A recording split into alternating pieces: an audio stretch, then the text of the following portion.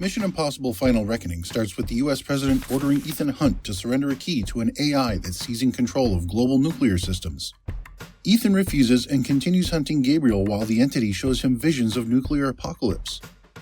Gabriel forces Ethan to drive a sunken Russian submarine to retrieve the Podkova module that could give him control over the AI. Luther sacrifices himself in an explosion.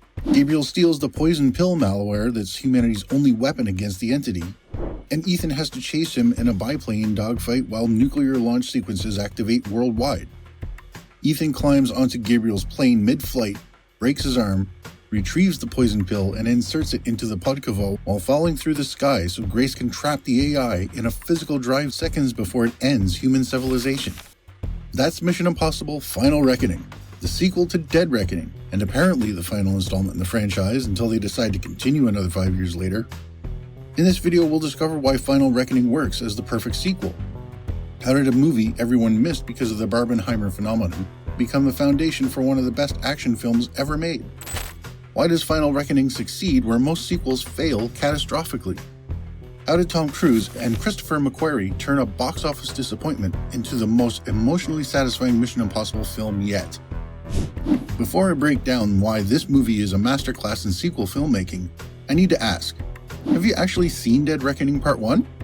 If you missed it during Barbenheimer chaos, let me know in the comments and let me know why you didn't watch it in theaters. And if this video convinces you to finally watch both films back to back like I'm about to recommend, subscribe because I'm going to show you exactly why that 6-hour Mission Impossible experience will change how you think about blockbuster filmmaking. Final Reckoning works because it's pure payoff to Dead Reckoning's setup, and the magic isn't in the surprises, it's in the execution. Dead Reckoning was brutally destroyed at the box office by Barbenheimer. The film opened solid, but dropped 64% in its second weekend when Barbie and Oppenheimer dominated theaters. Combined, those films made nearly $2.4 billion, while Dead Reckoning managed only $566 million globally. Despite a 96% Rotten Tomatoes score, it became a casualty of extraordinarily poor timing rather than poor quality. Final Reckoning works because it's pure payoff to Dead Reckoning's setup, and the magic isn't in the surprises, it's in the execution. Let me tell you what happened to Dead Reckoning Part 1. This movie that should have been massive, a 96% on Rotten Tomatoes, spectacular practical stunts, everything you want from a Mission Impossible, but it got absolutely crushed at the box office.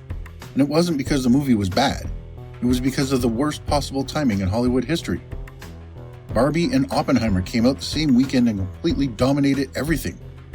Dead Reckoning opened solid, but then dropped 64% in its second weekend when everyone was talking about Barbenheimer.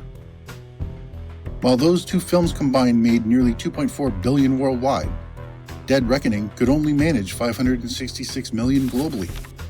It became a casualty of cultural phenomena, not poor timing.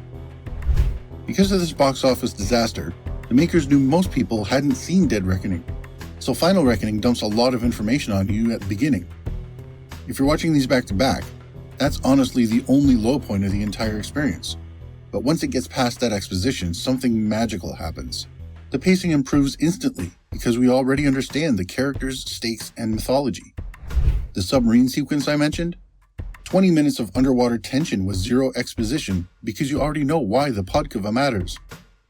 I literally held my breath during that entire sequence and didn't even realize it until it was over.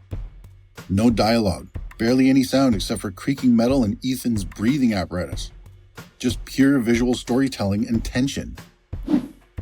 Luther's death hits like a freight train because you followed him through 8 films. The biplane finale delivers everything the train sequence promised, but with greater spectacle and practical execution.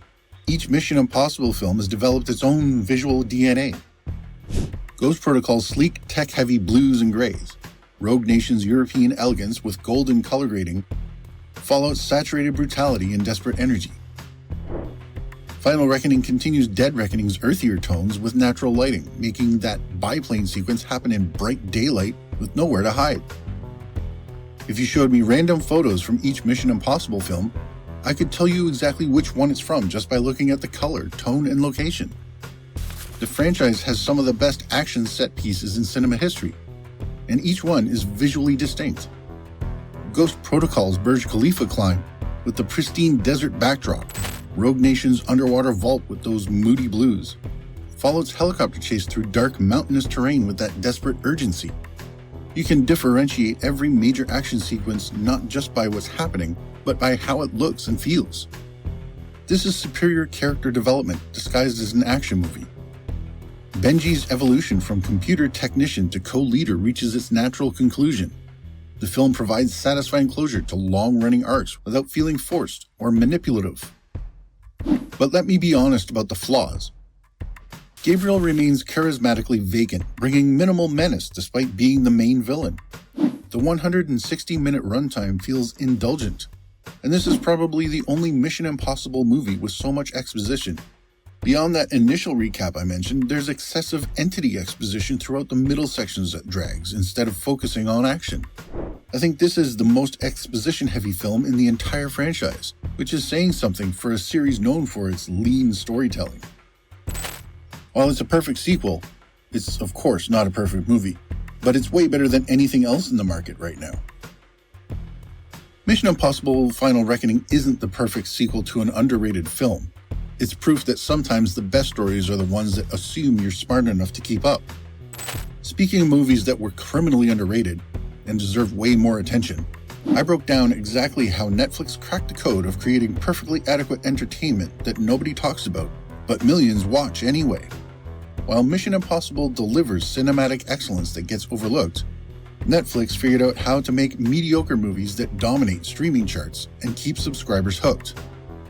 It's a completely different strategy that's reshaping entertainment, and once you understand their time-past empire, you'll never look at streaming the same way again. Check out that video on your screen right now to see how objectively bad movies became Netflix's secret weapon.